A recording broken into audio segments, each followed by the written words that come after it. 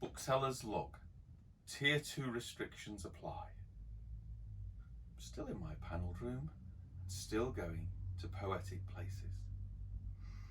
And today, we're going to recite a poem from my good friend and your good friend, A. Milne.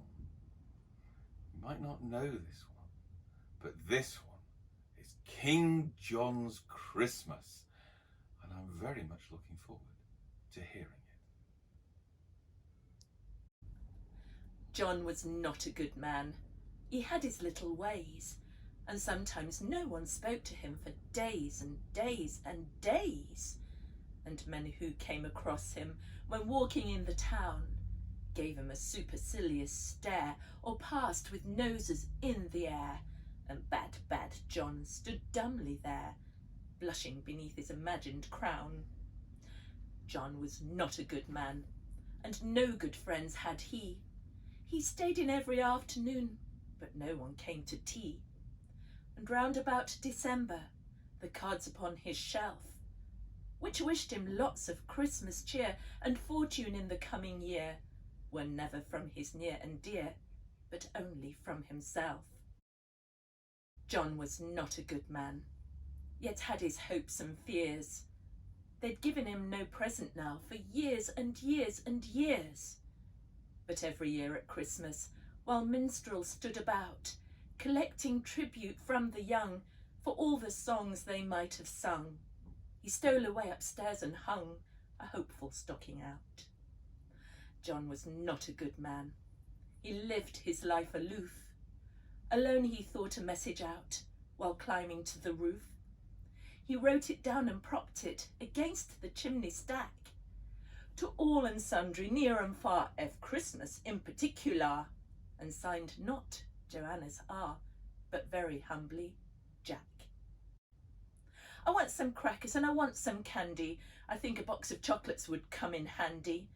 I don't mind oranges, I do like nuts, and I should like a pocket knife that really cuts.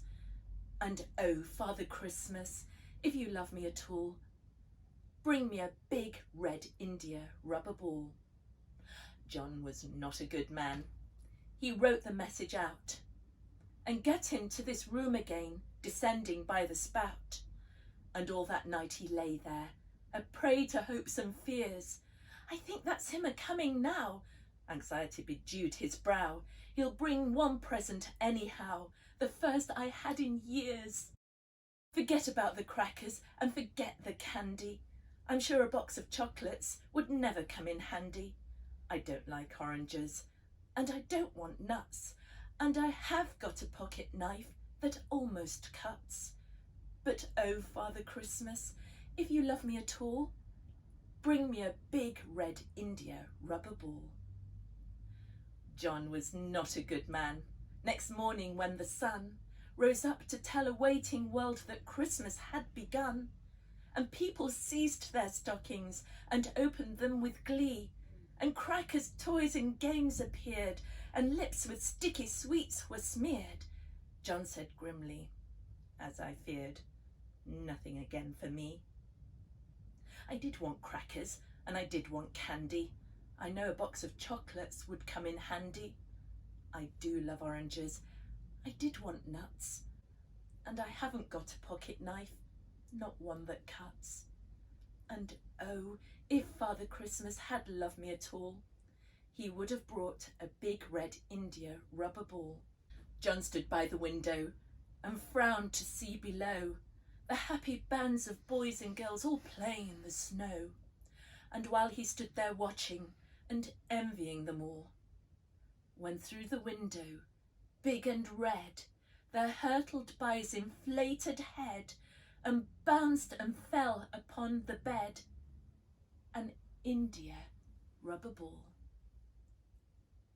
And oh, Father Christmas, my blessings on you fall for bringing him a big red India rubber ball. Merry Christmas, East Grinstead.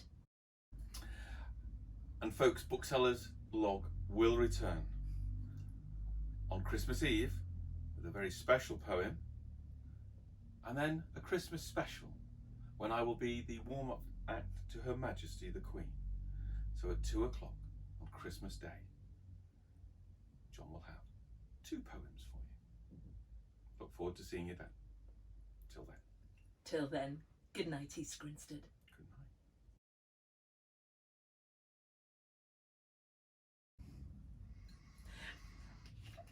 Folks, I suppose it is Christmas, though I don't see how she deserves a glass of wine.